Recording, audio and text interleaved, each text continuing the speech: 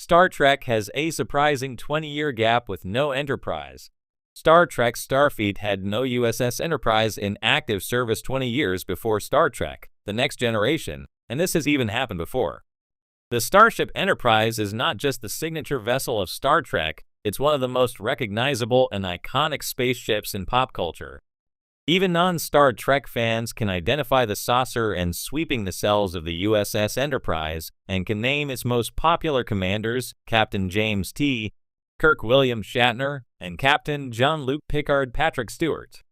The USS Enterprise is a legacy that spans the full breadth of Star Trek's timeline, from Starfleet's first steps into the galaxy in Star Trek, Enterprise's 22nd century, to the distant 32nd century of Star Trek, Discovery, and Star Trek: Starfleet Academy. There are many versions of the USS Enterprise, and the venerable starship is often identified as the flagship of the United Federation of Planets. Yet Star Trek's history also includes gaps where Starfleet has no Starship Enterprise warping through the galaxy. Star Trek, Section 31, the first major story set in Star Trek's early 24th century Lost era, is also the first Star Trek movie not about the crew of the USS Enterprise. While the Enterprise isn't seen in Michelle Yeoh's Star Trek streaming movie, it's likely the USS Enterprise B is the Federation flagship at that time. Meanwhile, Section 31 includes Lieutenant Rachel Garrett Casey Roll, who is destined to command the Starship Enterprise before Starfleet enters a 20-year gap without the flagship of the Federation. Star Trek has no USS Enterprise in service for 20 years before the start of Star Trek: The Next Generation. TNG kicks off in 2364 with Encounter at Farpoint, which introduces Captain Jean-Luc Picard in the USS Enterprise D.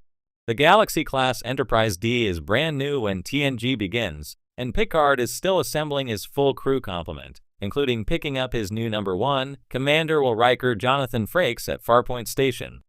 The USS Enterprise D replaced the previous starship by that name, the USS Enterprise C, which was destroyed in 2344. Under the command of Captain Rachel Garrett Trisha O'Neill, the Ambassador-class Enterprise C was lost defending a Klingon base against Romulans at Narendra 3. In Star Trek: The Next Generation Season 3 episode Yesterday's Enterprise, Captain Picard's Enterprise D met Captain Garrett's Enterprise C when the latter was caught in a time loop. Interestingly, the Enterprise C was not referred to as the Federation flagship.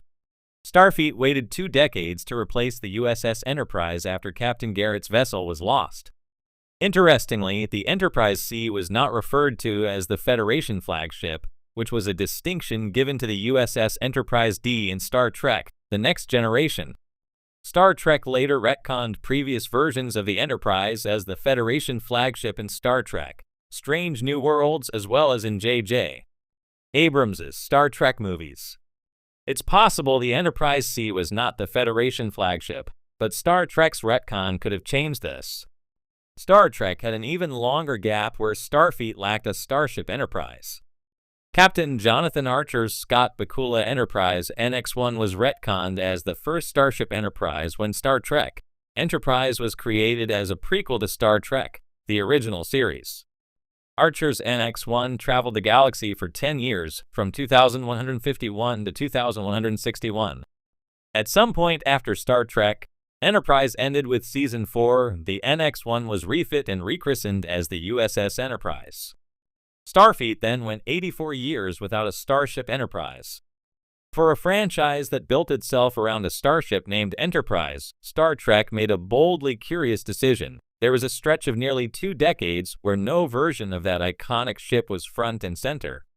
While the USS Enterprise is practically synonymous with the Star Trek brand, representing exploration, legacy, and the spirit of boldly going where no one has gone before, there's a surprising 20-year chapter in Trek history where that name went missing from the spotlight. So how did that happen? And what does it say about Star Trek's ever-evolving identity? The legacy of the Enterprise. The original USS Enterprise NCC 1701 was launched in the 1960s with Star Trek: The Original Series. Captain Kirk, Spock, Bones, and the rest of the crew made the starship an icon. The ship wasn't just a setting, it was a character.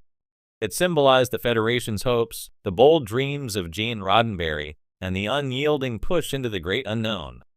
This tradition carried on with Star Trek, The Next Generation, when the Enterprise D under Captain Jean-Luc Picard took the reins. By then, Enterprise wasn't just a ship, it was a legacy passed down through the generations. That was solidified with the Enterprise E in the feature films. And then, silence. A bold detour in the 2000s.